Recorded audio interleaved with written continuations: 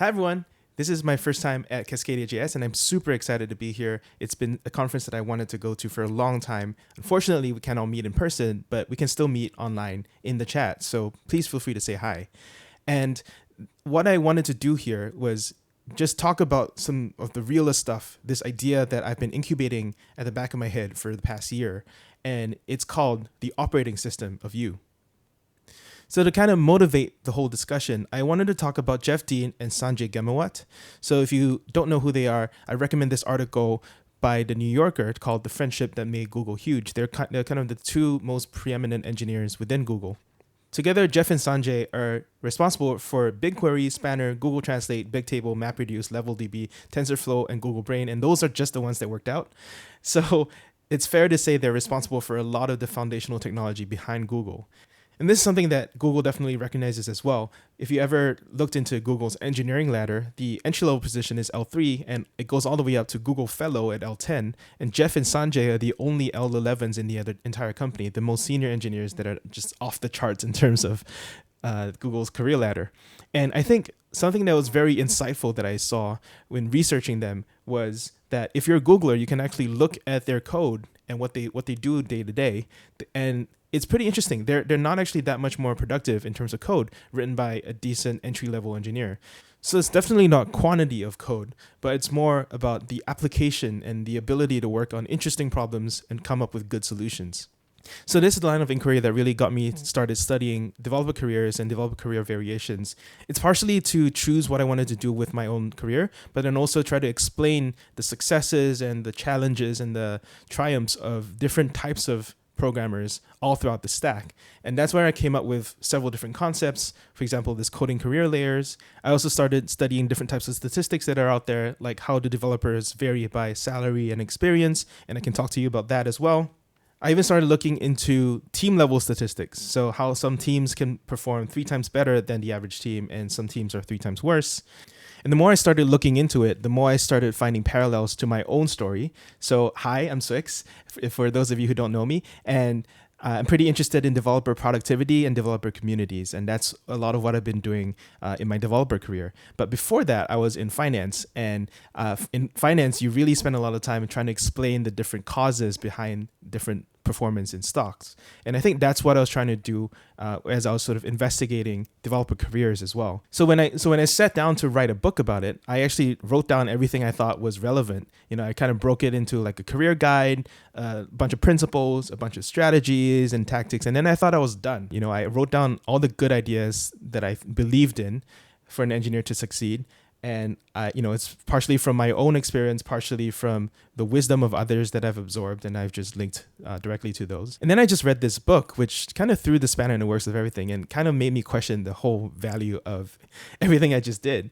And the book is called Atomic Habits. A lot of you might know it. And the central assertion is that a lot of the things that you care about, the big things, are just an accumulation of the things that you do every single day. Your net worth, your weight, your knowledge, your clutter is all a mixture of just your habits. And you basically get what you repeat. I think that's super relevant to this conference, to any conference, or to just even anything that you're trying to learn. Because you could be given the best resources in the world. You could have the best teachers in the world. But if you don't have a system to apply it to yourself, then you're really never going to benefit from just the quality of the material that's being given to you. So I think that's the fundamental thing that I at least want to fix in myself. And I think other people should be aware that it's something that they can work on as well. So when I tried to visualize this, I came up with this chart, which basically shows that habits in the long run overcome everything else. If you try to cultivate good habits, get 1% better every day, you'll be 38 times better than you were in a year and 775 million times better in 5 years. Obviously, no one actually scales like that, but it just goes to show the compounding power of something that you do every day versus things that you do in short sprints. And I make the analogy to software because we know it very well.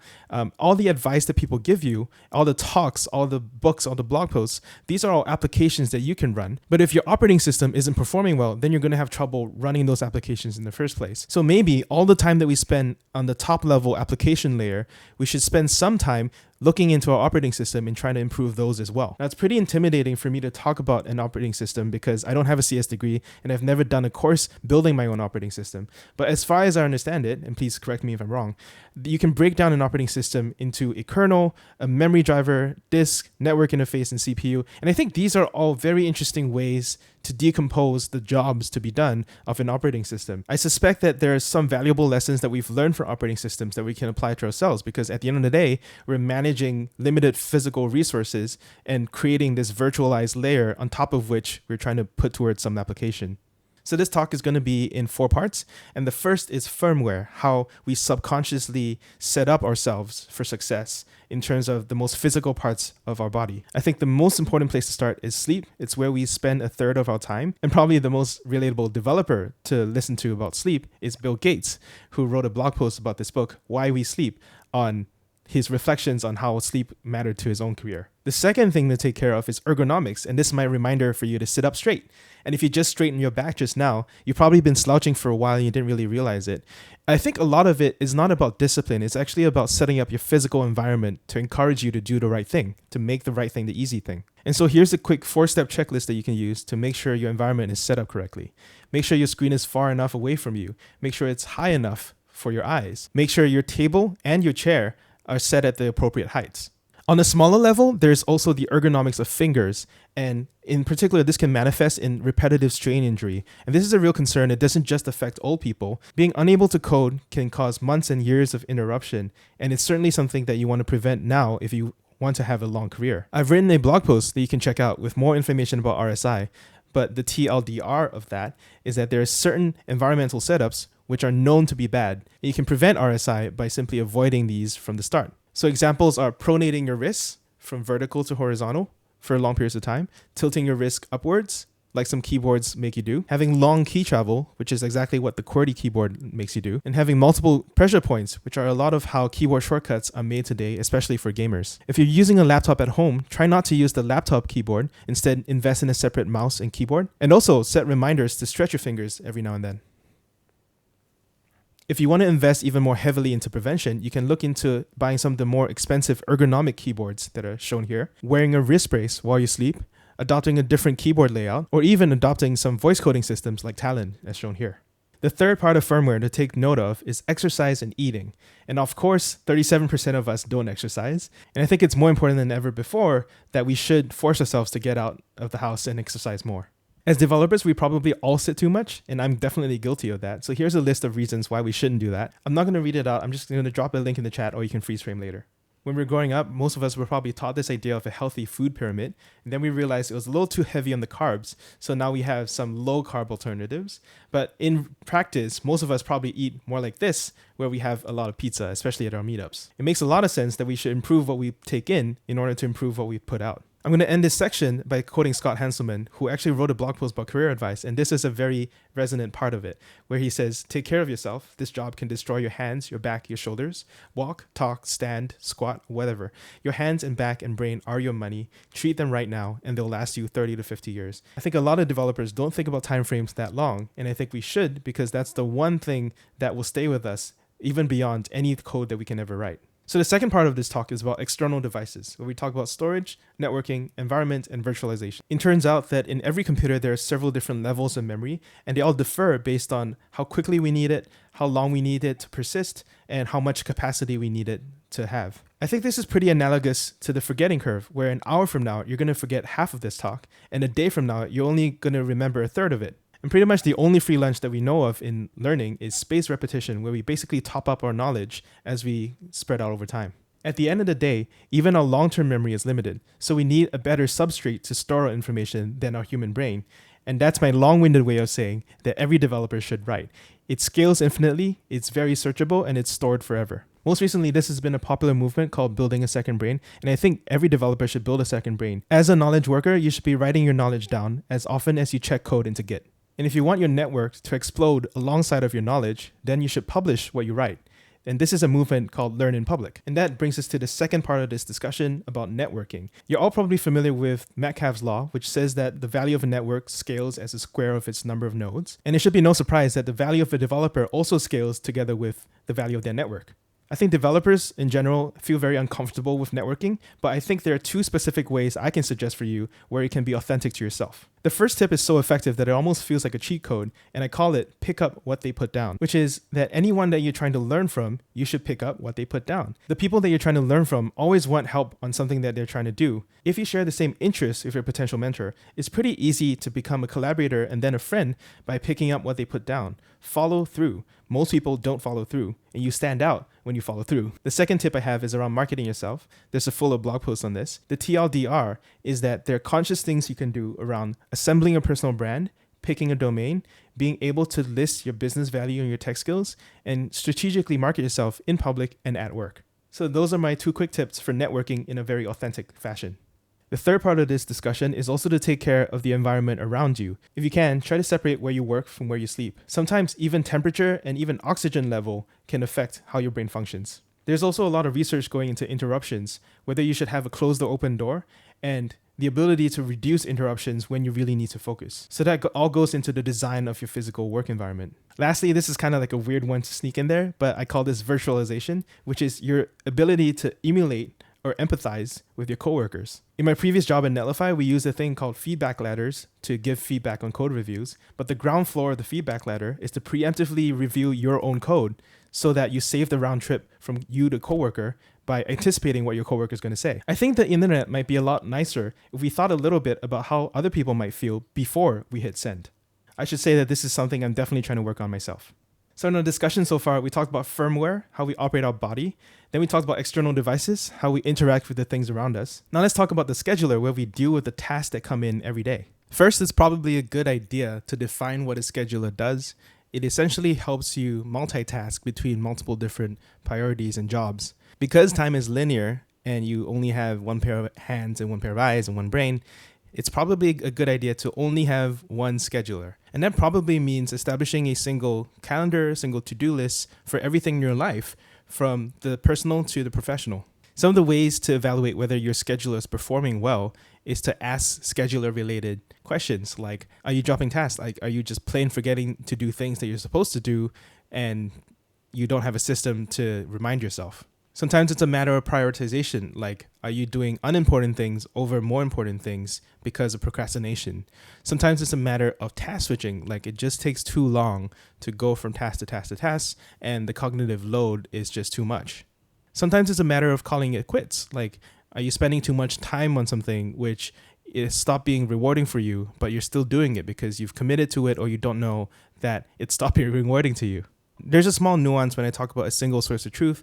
There actually may be multiple schedulers, like in some operating systems, they have a long-term scheduler versus a short-term scheduler for different kinds of jobs, but they all work off of a single source of truth, which is like a job pool and a set of queues. At a higher level, you're looking to pick a scheduling process that lets you maximize some things and minimize some things. Like, you want to maximize your utilization of your resources and time. You want to maximize your throughput of output. You want to minimize your turnaround time, your waiting time, and your response time, which is basically the time that you spend in between tasks not really doing much. There's a whole literature of scheduling algorithms out there. My favorites are round-robin scheduling and priority scheduling. And if you're interested in also applying it at the team level, I highly recommend some of the load balancing literature, like The Power of Two Choices, which is a surprisingly simple and effective way to distribute work. On the individual level, the framework that I really like is the 2x2 Eisenhower decision matrix, where you split tasks according to whether they're important or not important, and urgent or not urgent, and you simply decide to not do anything that's not important. I think we all respond very well to things that are urgent and important,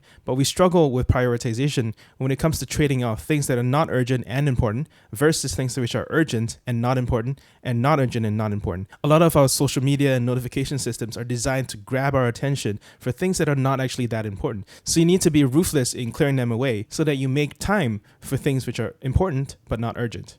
Probably the most influential book on productivity and prioritization is David Allen's Getting Things Done, which teaches a system that you can adapt to your needs, but it really teaches everything that we've been talking about, from the single source of truth to scheduling to the Eisenhower decision matrix.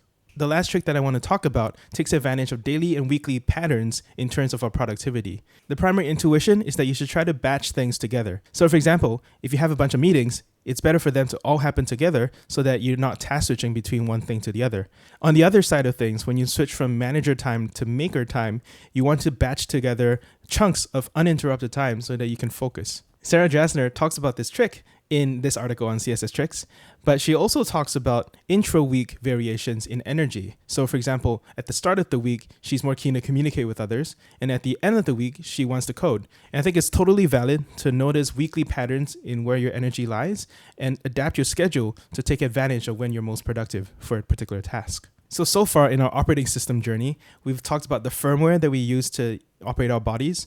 We talked about the external devices that we connect with and interact with on a day-to-day basis. And then we talked about the scheduler, which we use to schedule tasks as they come in terms of our personal and professional lives. But believe it or not, everything that we just talked about to this point was the easy stuff, because we can pretty much just look at what works for other people and adopt it for ourselves without much modification. That's going to be totally different for part 4, which is talking about our kernel of the operating system. Because I like a little bit of poetic license, I tend to call part 4, or the kernel, the kind of the ghost in the machine, which is really the irreducible core of the operating system. If you took an operating system and stripped out all the optional nice-to-have bits, and you stripped it down to the really, really core essence of what it does, it's a kernel. Incidentally, that's a lot of what the unikernel movement is doing. It's trying to improve the performance and reliability of operating systems by expanding what the job of the kernel is and absorbing a lot of these tasks that were performed by separate pieces of software into one single piece of operating system that is the kernel.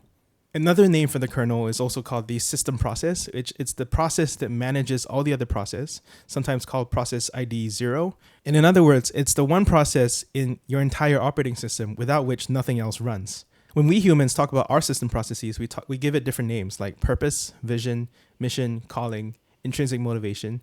I prefer to call it drive.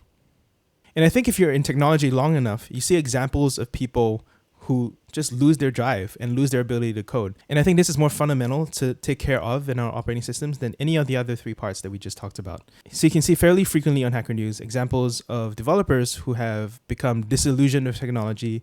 They get extremely burned out in the process. They lose relationships. They are employed at a big a dream FANG company, but then they're slacking off for 6 years and they don't really feel like they've done very much in their lives.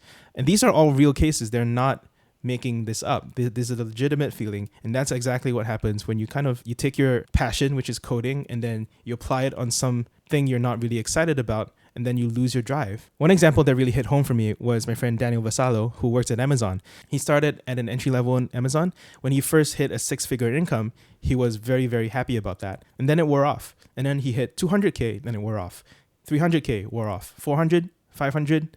And it's always the same adaptive psychology at every point. And it doesn't take very long until you start realizing that beyond a certain level of personal needs and comfort, that there isn't a distinct extrinsic reward level at which you have a permanent satisfaction. Like you feel good for a while and then it wears off and then you always want the next thing and the next thing. That's why they're still unhappy billionaires. So Daniel's realization over his career was that only intrinsic motivation is the thing that makes it last. And I think this is best explained in Dan Pink's book on Drive, where he studies how intrinsic motivation is created and most importantly, how it's destroyed. And here I'm going to quote from his book. As children, we are driven by our inner desires to learn, to discover, and to help others. But as we grow, we are programmed by our society to need extrinsic motivation. If we take out the trash, study hard, and work tirelessly, we will be rewarded with friendly praise, high grades, and good paychecks. Slowly, we lose more and more of our intrinsic motivation. Extrinsic promises destroy intrinsic motivation. And even despite me knowing this, I find this applies to myself as well. Like, for example, because I get paid to code, I find myself increasingly less interested in coding for fun. And that obviously destroys my interest in just exploring new things for the fun of it. And I think this particularly happens when you put a number in anything. It could be money, it could be a follower count, it could be engineering career ladder level. Like whatever it is, if it has a number, your sole goal in life is to suddenly make that number go up. And anything that doesn't help make that number go up suddenly becomes worthless to you. And we all know that's not true, but we are manipulated by these systems that trap us in terms of extrinsic promises, and extrinsic rewards, and extrinsic recognition. So we need to constantly fight that system to keep our internal drive alive, to keep the flame alight, and to drive towards making our life something that is living on our own terms instead of living inside of someone else's system. I think it's a lot easier to do that when you have a reason for being, or the French raison d'être, or the Japanese ikigai. And ikigai is this concept which is like a combination of a few things, which is a combination of what you love, what you're good at, what the world needs, and what you can be paid for. And at the intersection of all of those is probably the thing that you should be doing with your life. You may have heard of a variant of this called the hedgehog theory, which is pretty much the same thing except only in 3 circles. And Randall Munroe from XKCD calls it the octopus, where he blends together 5 things that he really wants to optimize for, from personal to lifestyle to practical to moral and social. And I think the moral and social parts in particular are the things that we tend to overlook. They seem to be the things that we'll pursue those after we've made it. But oftentimes it can be more fulfilling to mix that into whatever we're doing today, because you only live once. And so to me, those are the 4 parts of the operating system of you, where you should take care of your firmware, take care of your sleep, your ergonomics, your eating and exercise. And then we can think about how we connect to external devices, how we store information, how we network with other people, how we set up our environment around us for work, and how we virtualize other operating systems within our operating system to see how they work and work with them. We also talked a little bit about productivity with regards to our scheduler.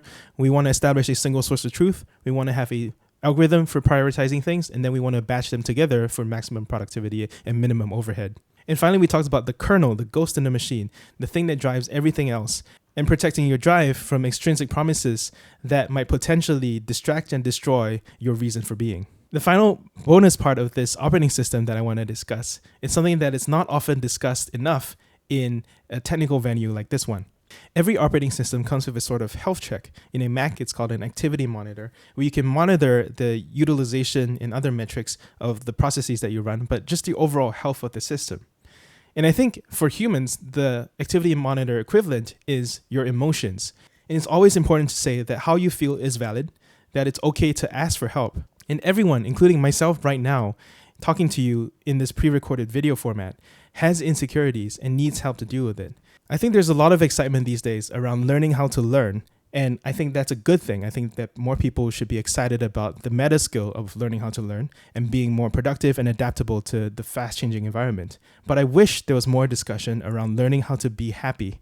And I think that's probably the one thing that will last you throughout your whole life. Because there's always a point where you can't learn everything in the entire universe, and you have to learn how to have enough. And even when you make mistakes on things that you learn or things that you do, you need to also learn how to forgive yourself as well. So I think these are all important aspects of coding careers, which I think don't get discussed often enough. And I felt like it was a good time to talk about them. In particular, the principle that I personally use is that good enough is better than best. Something that's good enough is by definition fulfilling all your needs. It's very natural to look for the best, like the best framework, the best language, the best job, the best salary. But a lot of times, looking for the best involves obsessing over benchmarks, which are always changing for one thing, so you're never always on top of them. And for another, they don't take your specific context into account. So obviously, you're just making some generalizations based on whoever made the benchmark. Looking for the best also means caring what influencers think, and that always changes. And finally, what's best today might be invalidated by tomorrow's release in any of the other competing alternatives. The final message I want to leave you with in terms of emotions is that it's okay to expect massive swings in building something great. We might start out any project with a lot of optimism, like this is the best idea ever. And then we get into it and then we're like, oh, no, it's going to take a lot of work. And then we get really, really sunk in the depths of what the work is. And then we realize, oh, no, this really sucks. Like this might not work. And that's where we might choose to quit. And that's where we might become a failure. But the importance of self-belief, the importance of persistence and grit, the importance of family support, and the importance of being able to not take it too seriously helps you get across that hump and then get towards somewhere interesting. And then you're like, wow, like this is actually cool. And then it becomes something where you're very proud of what you've done. And I think that's a similar pattern that I've seen in anything great that I've done. And it's an emotional journey that is difficult to traverse alone. And that's why we all value companionship and community. And that's why we are here at an event like this. And probably what's true for a single project, a single job, or a single achievement is probably true on a larger level, on a multi-decade level in terms of careers. And I think that's what I hope people take away from today. And I really hope that in order to get there, that people start taking more care of their operating system in order to build a sustainable and long-lasting career. So that's all I had to say about the operating system of you. Those 4 parts that we just talked about, I kind of view as lower level components of an overall system that makes everything work. If you want more opinions from me about principles, strategies, and tactics at the application level, check out my book at learninpublic.org. But otherwise, thank you so much for having me, and I'm looking forward to chat with you about your questions. But just a quick reminder before I go, if you want to improve what you retain from this talk, this is a very good point to have your first repetition of the points I made in this talk, and you can do that by tweeting at me. So I look forward to hearing from you. Bye.